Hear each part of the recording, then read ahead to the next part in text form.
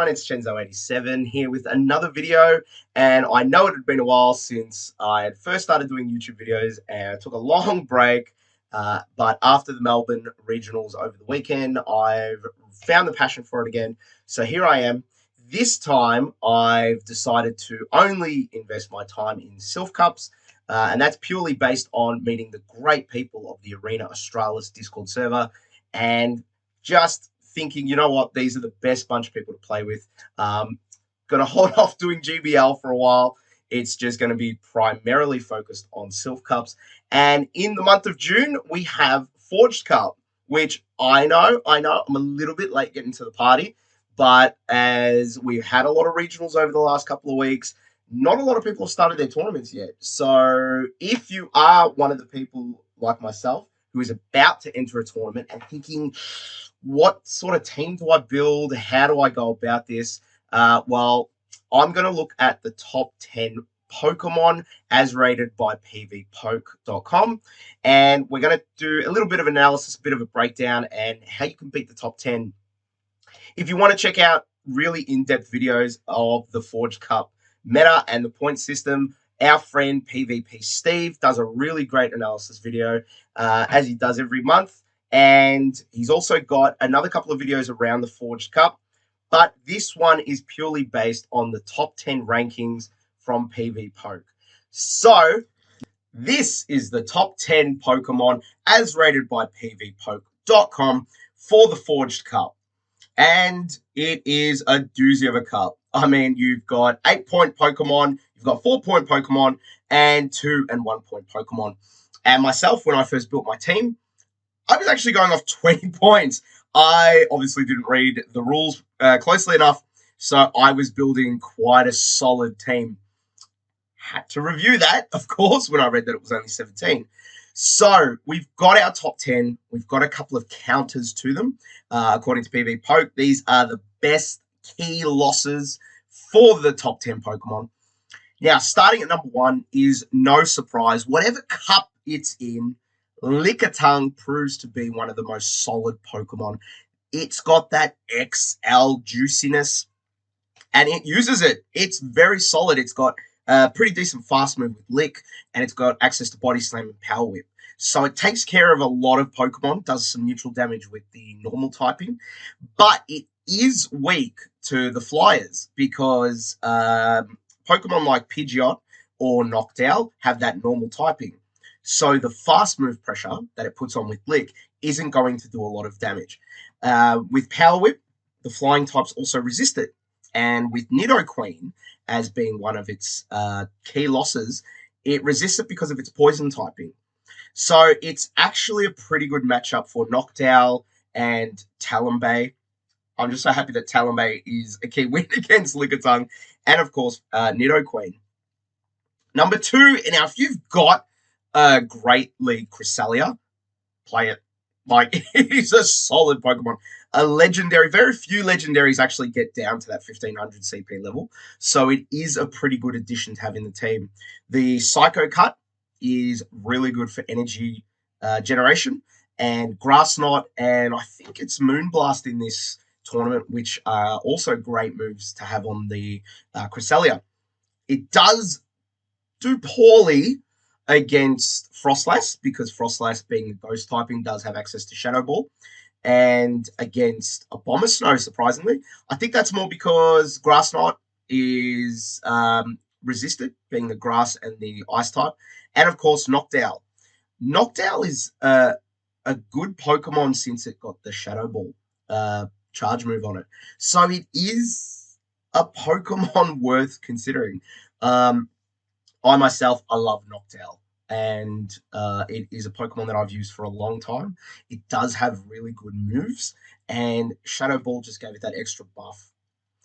Moving on to Diggersby, number 3, which I think is also an 8-point Pokemon. So the top 3 are 8-point Pokemon, just to put that in there too. It does lose to Alolan Ninetales and Abomasnow, and of course Noctowl, primarily because of the fast move, which is a ground type, so the flyers can avoid that. But the ice types beat it because of its ground typing. So the ice types are coming in with the powdered snow, and it is just chunking away at that Diggersby. Diggersby does have fire punch, but it doesn't get the stab, the same type attack bonus, and the ice types can basically get to their weather balls. So it is a pretty good matchup against most Pokemon, but the ones that count, it doesn't do very well. Moving on is Shadow Shadow Kanto Ninetales, which is the fire type, and it doesn't run Ember, which I thought was surprising because Cindy over in the US, who finished first at the regionals recently, she was running Ember on her Ninetales and she obliterated the tournament. So I'm surprised that it still says Fire Spin on there. It could be because it's a legacy move for Ninetales, but it does lose to Azumarill, being the chunky water type that it is. It does lose to the ground type of Nidoqueen, Shadow, as according to PvPoke. And it does lose to Surf Edge, which I thought was rather surprising because that matchup is pretty neutral. And I think with Surf Edge having Leaf Blade, it probably won't do much damage to it. So you probably have to go for that Night Slash. And by the time you get to the Night Slash, I'm pretty sure that Ninetales can get to the Weather Ball.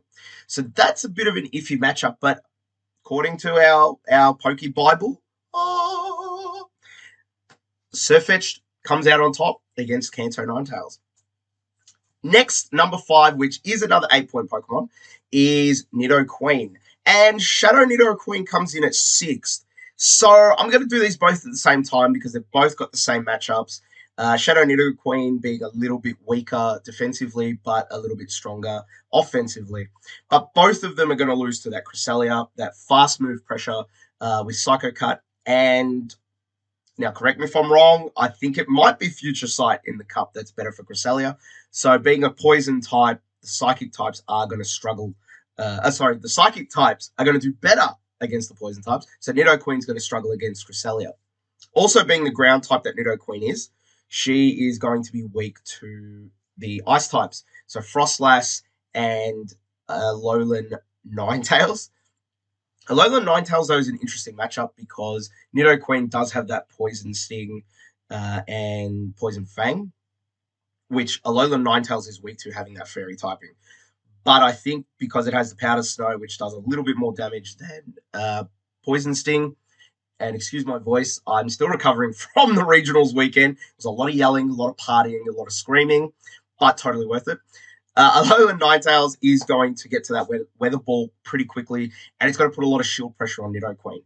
So it is a very good matchup for Nidoqueen, but it can turn, obviously, depending on shields. But I would probably have my money on Alolan Ninetales with this one. Next up is a 4-point Pokemon, Pidgeot. Now, my teammate Triple Crit, he loves Pidgeot, and I will be very surprised if I don't see him running at this Colossal Cup. But being a flying type, it also loses to the ice types. We've got Frostlass, Alolan Ninetales, and of course Lapras. Lapras being very thick and having access to Ice Shard, which is great for energy generation, but also Surf. And if you're going to be running Ice Beam, it's going to do a lot of damage against a flying type. Pidgeot, I considered running this in my team, but it has 3 flying moves. Gust, Feather Dance, and Brave Bird. And it was either this one or Noctowl.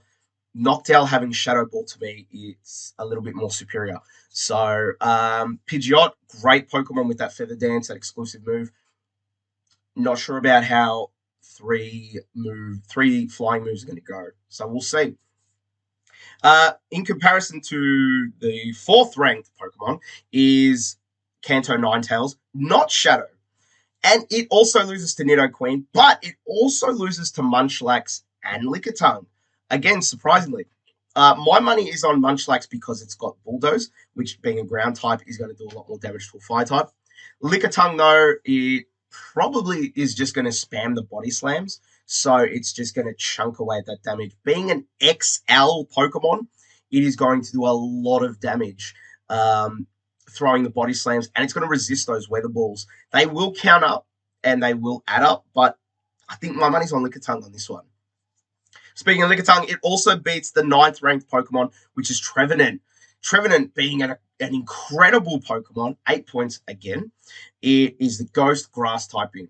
It has really changed the meta. It can flip a lot of matchups, especially with the Shadow Claw, Seed Bomb, and Shadow Ball.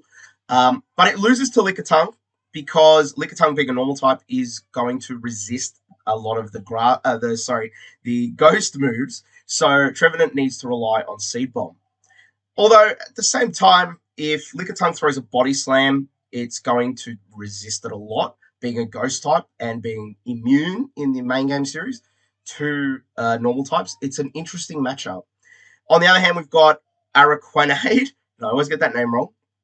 That is a solid Pokemon against Trevenant because it's got the Bug Bite, Bug Buzz pressure. It's just going to eat away at Trevenant's health. And Bug Bite does surprisingly a lot of damage, which actually proves to be a useful Pokemon.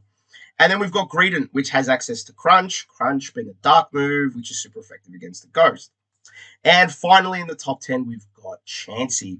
Now, because there are limited counter users in this tournament, it's going to have to rely on some other Pokemon to beat it, which is Cresselia and Frostlass, and of course, Noctowl. Noctowl popping up quite a lot, which, just saying, it's a pretty good sign for it. Chansey having, I think it got nerfed with the pound damage. So it is going to have to get to its charge moves to rely on it rather than the pressure from the fast moves. But it does look like a pretty good matchup at being an XL Pokemon and having really high defense. It is going to cause a lot of problems. But that's it. That's the top 10 for the Forged Cup for this month. I do understand we are halfway through the month, but there are still tournaments starting. There are still tournaments going on. So if you've got any more suggestions that you want to run, you can leave a comment. But don't forget to check out our friends PvPoke.com with all the information, and of course PvPSteve, who is amazing with the content that he puts out. But that's it from me. I'm getting ready for a tournament to start tonight. Let me know if anyone else has done any tournaments. If you've used Noctowl, good on you. But have you come across the top 10? Let me know. Take care, everyone. Good luck in the Forged Cup. And this is Chenzo87, and I'll see you soon.